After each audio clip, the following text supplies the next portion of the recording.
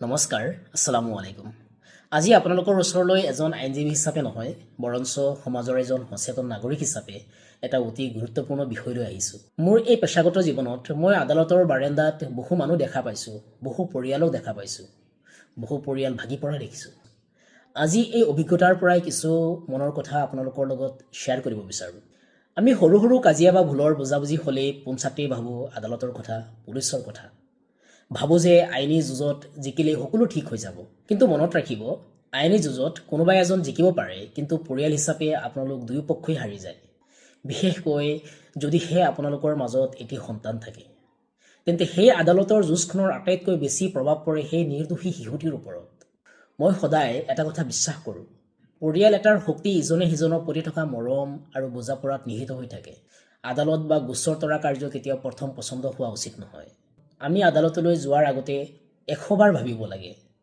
আমি চেষ্টা কৰিব লাগে আপোচৰ জৰিয়তে, আলোচনাৰ জৰিয়তে কেনেকৈ সেই বিবাদটো নিষ্পত্তি কৰিব পৰা যায়।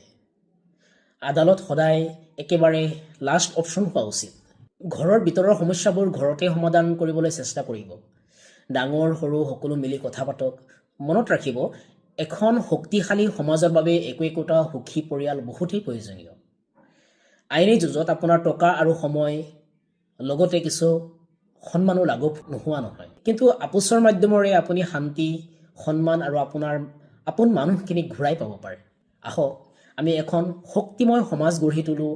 যদি আপোনাৰ পৰিয়ালত কিবা সমস্যা হৈছে, তেন্তে আইনী জাননী পঠোৱাৰ আগতে অকণমান সময় ল'ব। কমচে কম গোটেই ৰাতি উজাগৰি থাকি হ'লে অকণমান ভাবিব। এবাৰ শান্তিৰে আলোচনা কৰাৰ প্ৰয়াস কৰিব। মই বিশ্বাস কৰোঁ, মৰম আৰু বুজাপৰাই যিকোনো জটিল সমস্যাৰ সমাধান কৰিব পাৰে। আপোনালোক সকলোৱে সুখী হওক, শান্তিৰে থাকক। গতিকে আজিলৈ ইমানেই। ধন্যবাদ।